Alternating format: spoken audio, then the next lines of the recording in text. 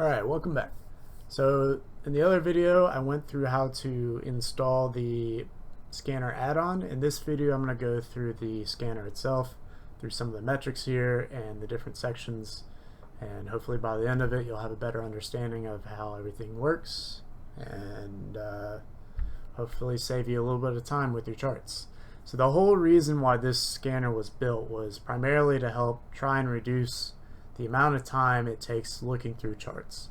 It's not meant for real-time, up-to-date signals, scanner, all that kind of stuff. It's just that's not what it's made for. If you're looking for a real-time, up-to-date scanner, the TradingView crypto scanner is really good, but this particular scanner is meant to take data from a high view, I guess just a very broad view, and then be able to narrow down some charts based, you're looking through hundreds of coins. I really disliked having to do that manually, and this helps me tremendously narrow down coins based on broad criteria, and then from those I can narrow it down even further based on other tools that are available, such as the TradingView crypto screener and all that good stuff. So let's go over the different sections here. The left section is the market data, the right section is the pump market data or the fat finger data, and let's start with the left one first. So the top section here is going to be more or less your filter section. So you're going to have your exchanges that you can choose, the markets that you can choose for each exchange, the breakdown of what the colors are, your chart links. So the actual links here, you can change those to different areas if you wish. You can go to TradingView, Exchange, 3 commas, or Hadlu. It's going to tell you if there's any delay in the data or if it's up to date, it's online. Then you also have barcodes, the barcode strength. If you're not familiar with the barcode, I'll go over that in just a moment.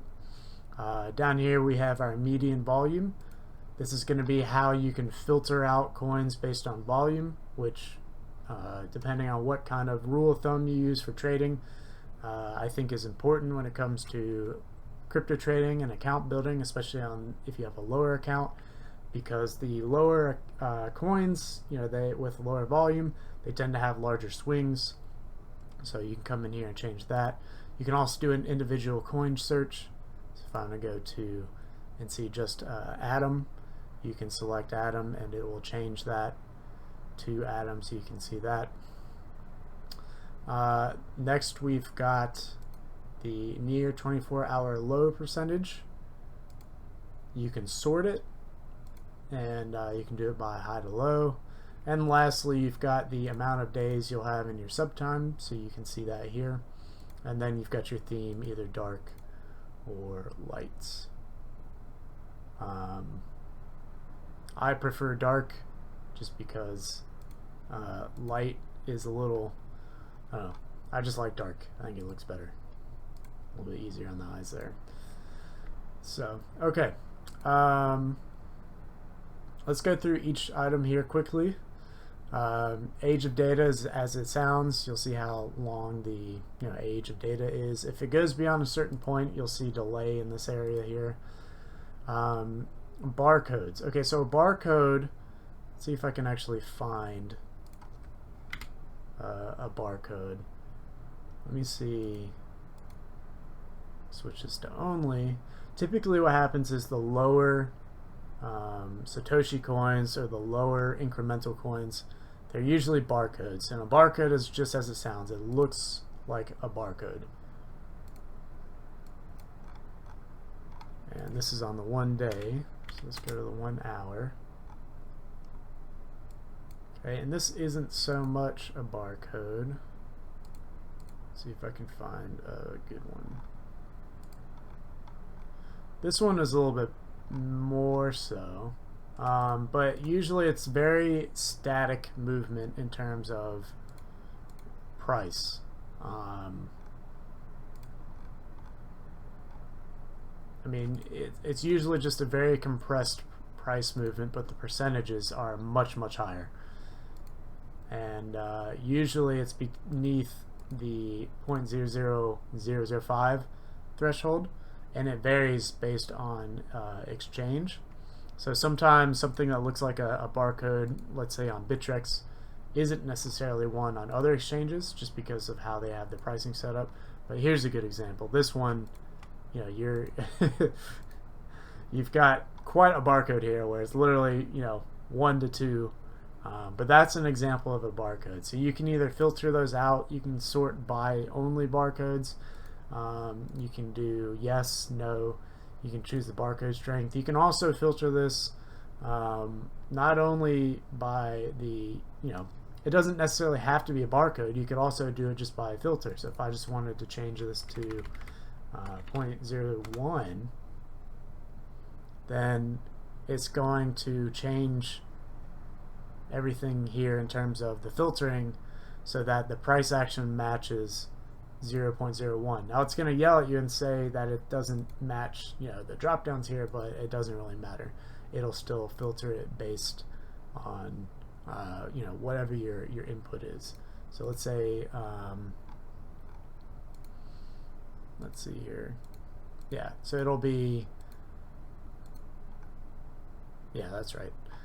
So let's switch it back here. I'll go to just 0.0005 and I'll just exclude yes, and yeah, so that's the barcodes. The coloring here is basically just showing you based on the color, the explanation. So 10 to 15% 24-hour spread is going to be green. Same thing with anything between the 0 and 10% whip, which I need to change that. That's actually the volatility percent now. Yellow is the same thing. It's just 15 to 25%. Red is greater than 25%. So these are self-explanatory. Just, you know, you go by the color. So if it matches red, then the 24 hours is going to be red. Greater than 20% is going to be greater than 20% here. Here we've got the exchanges. So if I want to change to Binance, what it's going to do is it's going to trigger something in the background that will run and get the data. If it doesn't trigger that, though, you can go in and just manually update it. So for instance, sometimes not all, sometimes it just happens, but sometimes there's a request that doesn't go through to the Google servers, and therefore the add-on doesn't pick up on it, all that kind of stuff. Which it looks like it happened here, and you'll see here it says import data. Current data is not for the selected exchange. So if you see this, then it's telling you exactly what you need to do. You need to import data. So what I'll do here is go up here, and I'll just import data. And now it'll import new market data. And here in a moment, it will bring in the new data for Binance. And it'll populate the pump data. Okay. And then wait until it's done. Don't start clicking or anything. Wait till you see the data import complete and that the load bar is finished as well. Once the cursor, the selector, moves to the market here, then it's basically just about done loading. Okay, so then you can change to whichever markets that you want. So if I want to change to USDT, one thing to keep in mind here, especially when it comes to filtering with the volume is based in whatever market that you have selected. So for instance, if I am in Bitcoin, my volume is going to be based on Bitcoin.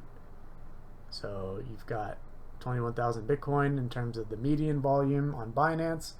Another thing to keep in mind too is that each exchange has their own volume amounts. You know, Binance is super popular, probably the most, I would say, you know, the most popular exchange. I think it has the most volume, so the thresholds in terms of volume is going to be much higher. So if I want my max to encompass, you know, everything on Binance, then I recommend setting it to all.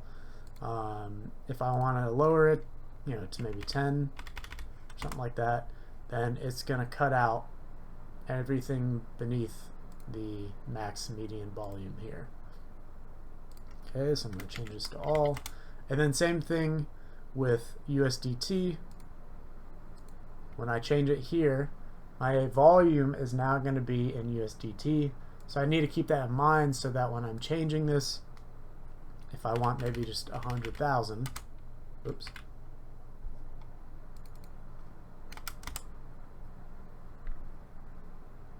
It'll now filter for the max median volume here. So in this particular case, it's saying that it can't find anything with a max, between 1 USDT and then 100,000. So let's bump it up to 300,000.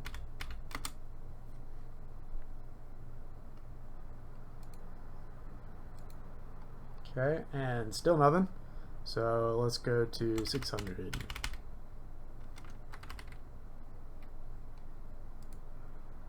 There we go. Now we got our first hit, and we've got our median volume of 556.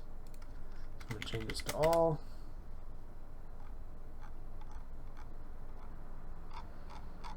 Alright, so that's the min and median volume. I already went over the coin search, that's self-explanatory. The near 24-hour low percentage. So what this is basically a percentage difference between the low of the 24-hour and where the price is now. So if the low is, it hits a low for the 24 hours, if the price is 2% above it, then you'll see 2% for the 24-hour low. So at the moment, Bitcoin at the low, the 24-hour low, looks like 34,850, and then the last, it's 14.5% above the 24-hour low. So you can set here, you can filter it. So if I want to see coins that are only within 10% or below 10%, which means that the price is still on the lower side, then you can see that it will filter it that way. Best if you keep it super high if you want to see everything, because sometimes if a coin is super pumped up, then the near 24-hour low can get really high.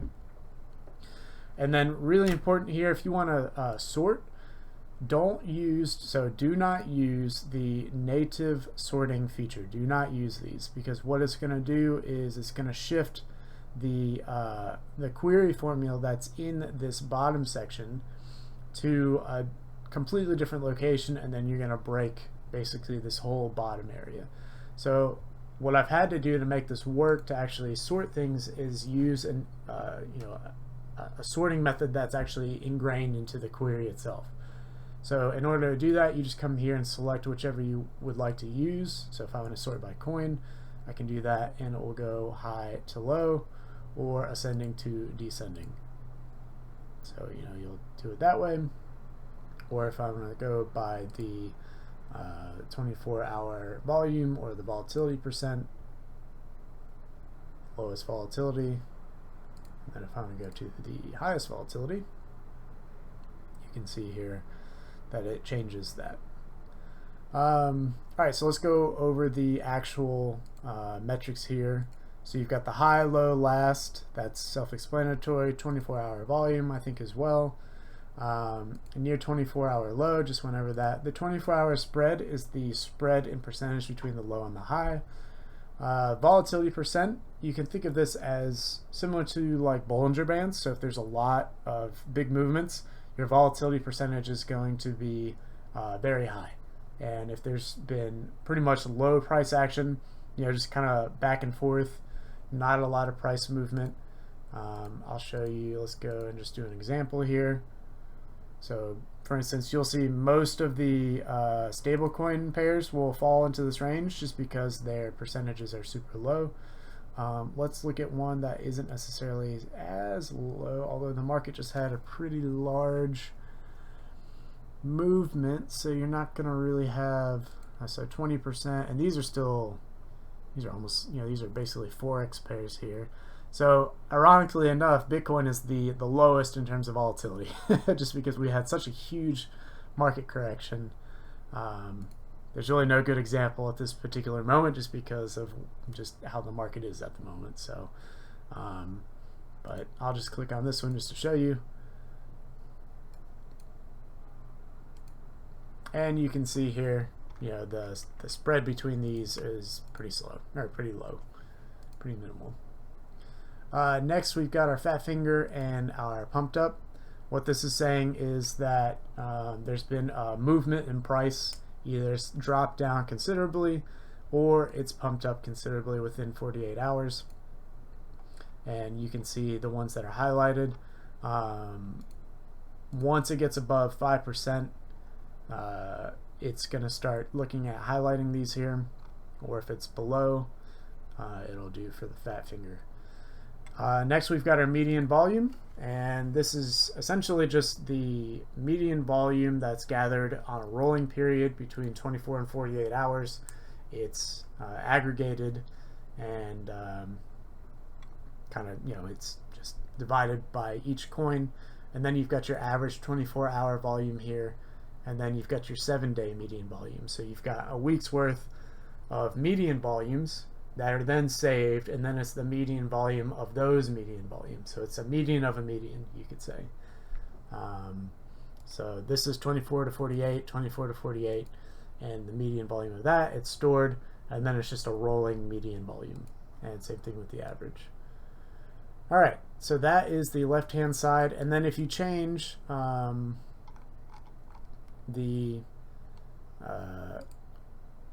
well, depending on how much data is in the browser that you use, some browsers react to this differently. Sometimes it'll hide the extra data for you, which it does here for Chrome. If it doesn't do that for you, I consider switching to a different browser that works. Not all browsers react well to Google add-ons. So Brave and Chrome, they work excellent for me. So yeah, just a small tip there for you. If you're slowing down with moving data, maybe just change your max median volume so that it lowers the amount of data that's showing. And then maybe change to a different market there. That way it loads faster for you. If you don't have to worry about that, then don't worry about it. Next, we've got our pump and fat finger data. And as this says up here, this is speculative data, which may be incorrect. And honestly, all this data may be incorrect. It's pulled from the exchanges, and so what we do is just take it and then just manipulate and change it into a digestible format. So it's based on the data that is coming from the exchanges. And it's for research purposes only. So the big, you know, the big thing to keep in mind here is to not go off of this pump data and say, oh cool, like there's an expected date, so therefore it's gonna happen, it has to happen, it's 100% gonna happen. I'm gonna go in with 100x leverage and I'm gonna get this huge pump for oh, it says it's gonna have an average percent of 16, it's gonna pump up 16%. So, and the highest move is 23, so I'm gonna put, you know, 16% and I'm gonna get it. Don't do that. Please don't do that. That's not what this is meant for. All this is meant to do is to try and show a pattern. So if you see a pump and it happens multiple times on a chart, you're going to have to weigh in and decide based on other multiple factors of your choosing, your skill level, other trading parameters, you know, whatever you decide, however you trade. All this is just extra data to use. It's an extra set of, you know, it's an extra tool set. So please don't just go into this and say, okay, well, because this says that it's going to happen on, you know, May 20th or 22nd or something like that, that it's going to for sure happen, and therefore it's, you know, I'm going to come out with huge profit. So please don't do that. Just look at the chart. If it has a history of pumping, figure out what your trading rules are and then go off of that. So this should be something that helps you. It should be a confluence of items with multiple items agreeing together, and this should be not taken solely on itself.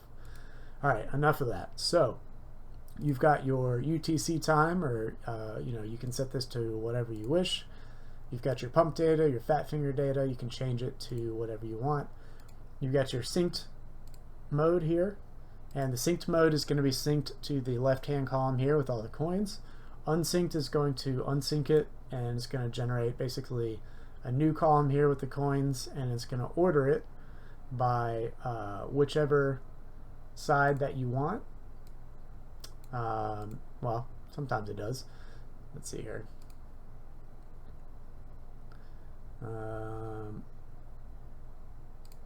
Okay, well, it's being stubborn at the moment, of course, when I'm recording. But it'll open a column here, and what I think I'll do is I'll add a manual overdrive that'll actually force it open, because I guess Chrome is deciding to be annoying at the moment.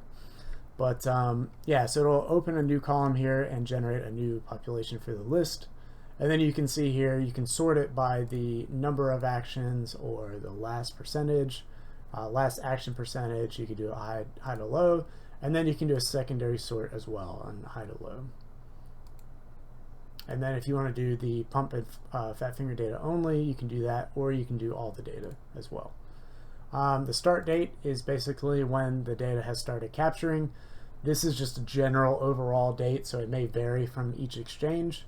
And then if you want to have an action, either a fat finger or a pump, that is greater than, or if it happens every week, then look for items that are that have actions greater than this number here. And then for these to work with the min date and days out, you can come in and do, so if I want 5 days out, you can sort. It has to be on unsynced or the other modes. It can't be on synced, and then it'll sort for you that way. And you'll see that it filters out for 5 days out here. And then next we've got the expected date. That's self-explanatory. The last action percent was the last action. So if you're on pumps, it was the last pump percentage. Now this isn't going to be, you know, exact where you come in and measure a candle and say, oh, okay, well, yeah, it's 41%. No, it's going to be the threshold that it reaches is going to be based on averages and things of that nature. So if it goes over those averages, then it's going to say it's pumped. So it's not going to be exact percentages. And then it's going to count as an action. It's going to give you the date and the time that it happened. Then it's going to give you the downtime. This is basically going to be, you know, a day within days, basically. So two thirds of a day, or 2 days and then a third. Then you're going to have your average percentage of the actual action, the average duration of how long it lasted. So this, it looks like it was 8 hours. And then it came down to quote-unquote non-pumped levels, I guess you could say. And then we've got our median percentage for the action, and then the highest move. So yeah, that's pretty much it. I noticed that the video is getting kind of long, so I didn't want to go too far. And I think that covers pretty much everything. The only thing I didn't touch on here, I think, was the charts, which if you change it here, it'll change the links. So if I change it to Hodlu or something like that, then it will change the links, and you'll see it'll load. Once it's done loading, then it will now go to the Hodlu. Not all exchanges are available on Hodlu. So for instance, if I go to I don't think it has FTX, so let me double check here. I'll import, but I don't think it has FTX. I think it's just Binance, Bittrex, maybe Coinbase as well. And then, yeah, I think that is it.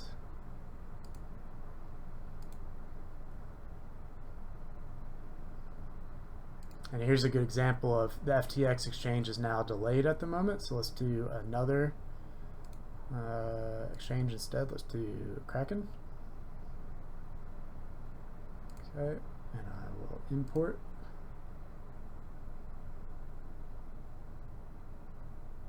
And then once it loads, here we go. And you'll see here there's no links because it's not on Hodlu, so which is to be expected.